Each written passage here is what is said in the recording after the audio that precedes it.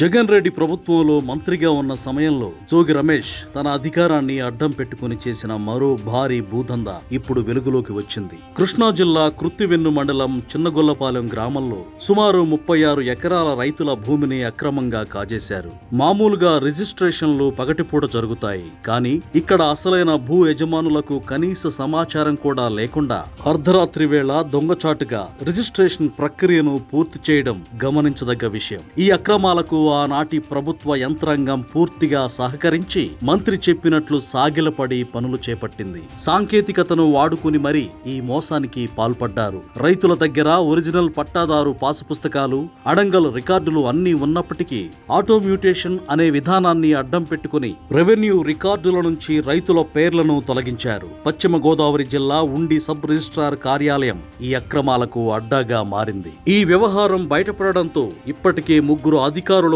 Suspension వేటు పడింది.